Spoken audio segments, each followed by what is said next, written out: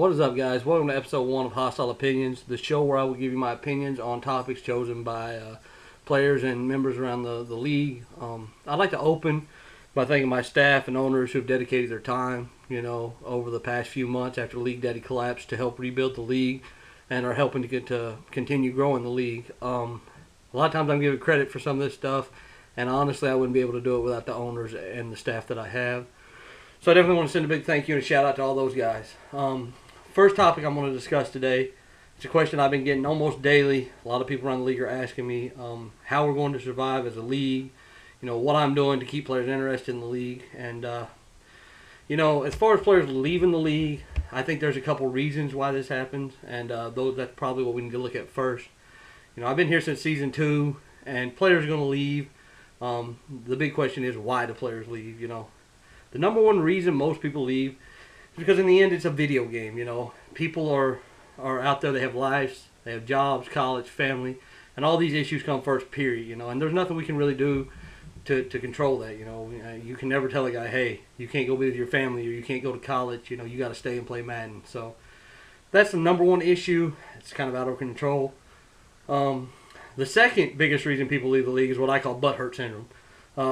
Basically, butthurt syndrome is people who leave because they get butthurt about a decision made, something we change in the league or something that we've had to do as far as a roster change or something to keep the league going. And in the end, there's nothing I can do to help guys like this out. We have to do what's right for the league. We can't do what's right for the owner all the time or, the staff member all the time.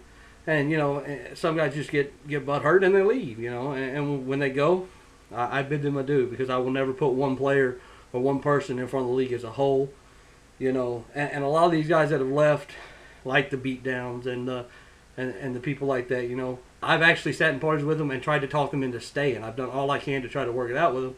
They just don't want to stay, so they get butthurt, they leave. Butthurt syndrome. The third, and I think this is probably the biggest reason people leave the league, and it's going to sound kind of harsh, but it's lack of talent. And plain and simply, the truth is a lot of guys join the league thinking that they're, God's gift to Madden, and, they beat up on lobby kids forever. And then they get in the league and they realize, hey, I'm outmatched. What am I going to do? I don't like it. I can't stand it. This is an issue, but in my opinion, it's a resolvable issue. This is something that veterans around the league, and, in my opinion, we have probably the top 20% of Madden players in the, in the world on our site. These guys need to be teaching these players, showing them plays, showing them schemes, giving them tips and hints, and helping them. If we can help improve these guys, they're not going to leave. They're going to stick around, and continue to get better, And I know you've always got the guy that says, hey, I know what I know. I don't need any help. But, I've been playing Madden for 15 years now, and I still learn something, new daily. The fun issue, everybody says, well, the league's not fun. What are you going to do to make it fun? I mean, honestly, I think we do a lot here to keep Madden fun anyways. I wouldn't play Madden if it wasn't for the VFL. I would play it, but I wouldn't play it like I do now. But we are working on new awards. We're trying to rebuild a media team. Predominantly Fatal ran the media team before he left. He did most of the work and stuff. So after he left, we're kind of rebuilding the media team. We're trying to get some new shows out. We are posting more articles now than we're posting in the past. So, we're definitely getting that out. Check out Paunchy is Burning, new show. It's working pretty good. Big shout out to Paunchy there. And I'm going to get off that topic for a minute. I'm going to jump over. I had a couple guys ask me where the league was headed in the future with the losses and stuff. For next season, Season 8, we will remain at 16 teams. I just feel like this is the best way to handle the league at this point. It allows us to replace owners quickly. It allows us to, move in, work with these teams a lot more hands-on. And I'll take 16 teams and have one or two struggle over 24 with, 6 or 8 teams struggling. So basically we will be staying at 16 teams next season.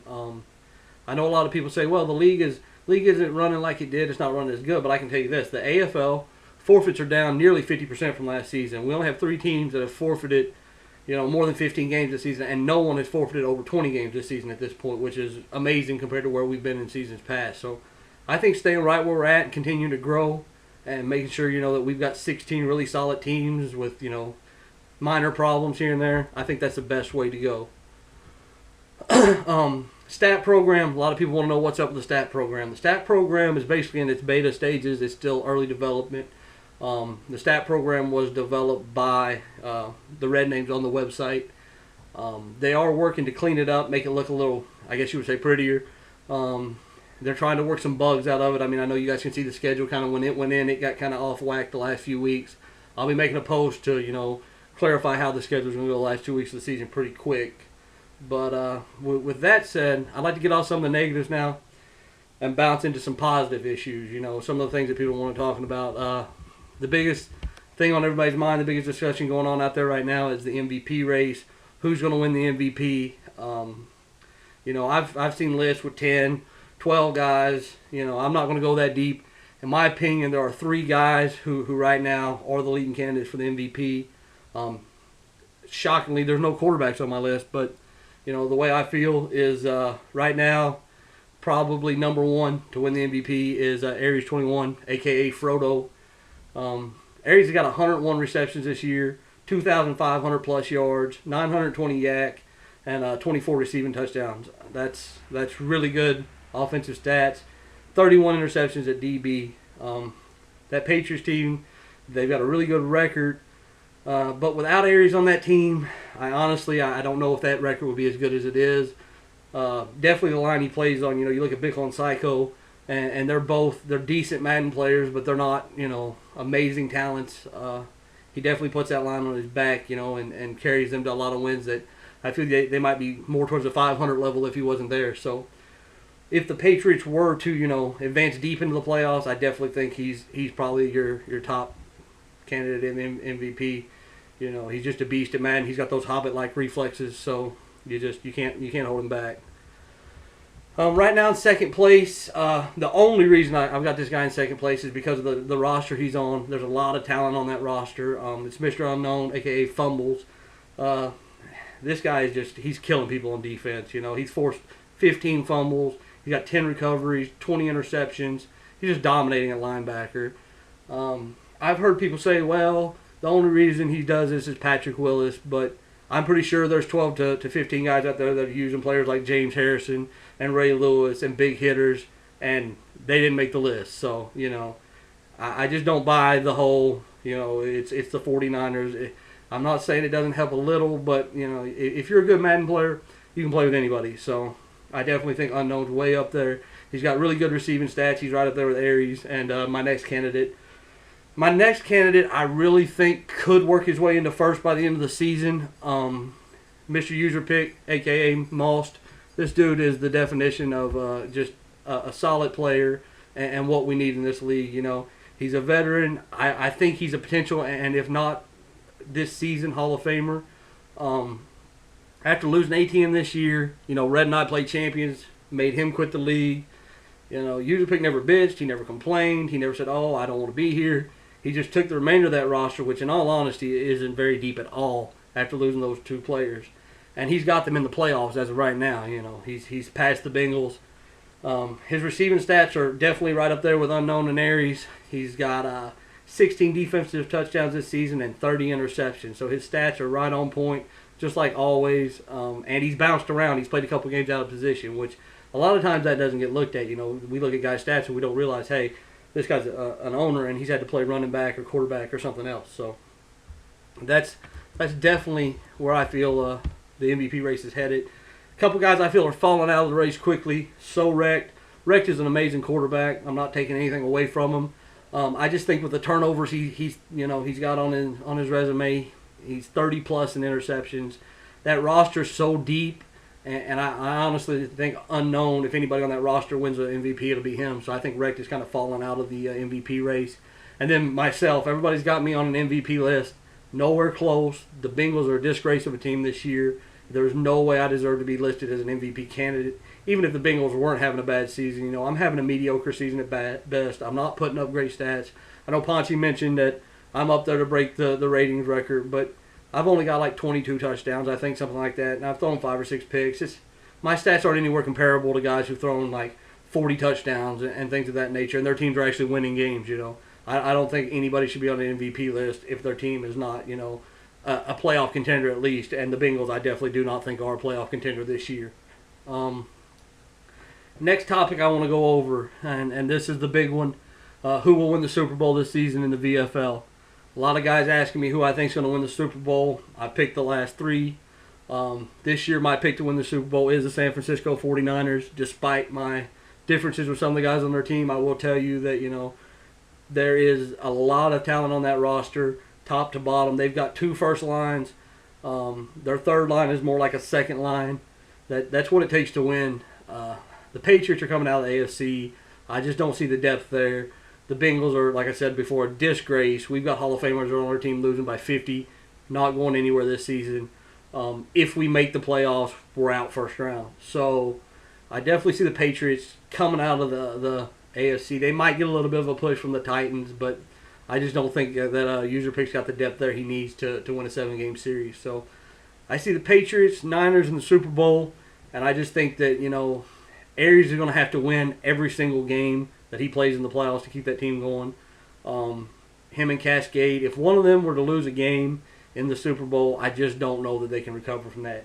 Champloo is just having a horrible season.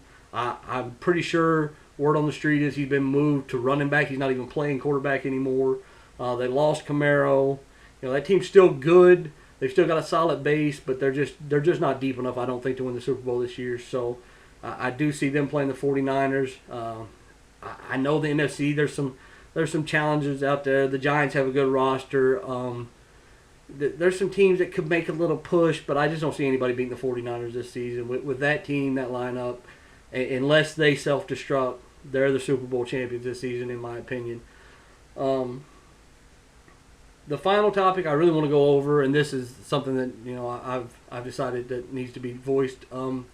I've had a lot of players, on the forums complaining things aren't being done this way. We need things done that way. And my opinion on that is we have a VFLPA election every year, and we never have anybody run. We always have like 2 candidates at the most run. One of them drops out. We've got a PA election coming up, guys, and we really need people to sign up. We need to have an election. We need to have debates, and this is important. The PA has just as much power in this league as I do, as a BOG does. The PA president votes based on the players, so whatever the players want, that's what the PA is going to do. They have the right to, fight for you guys in suspensions, help you with your blacklist. It's a big position. And a lot of the PAs continue on to be BOGs and move further up in the system. So we definitely need guys to sign up for the PA. Need to get that in. I really do feel like it's hard for me to sit and listen to people complain when we give you the option to run for these offices and help with the league, and nobody wants to help. So guys, sign up. PA election really important this year. That's about all I have for you today. Remember, send me PMs on League Arena or on Xbox Live. You can also email me at vflcommissioner@leaguearena.com. Send me all the topics you want discussed, and I'll definitely go over them next week. Until then, guys, deuces. I'm out.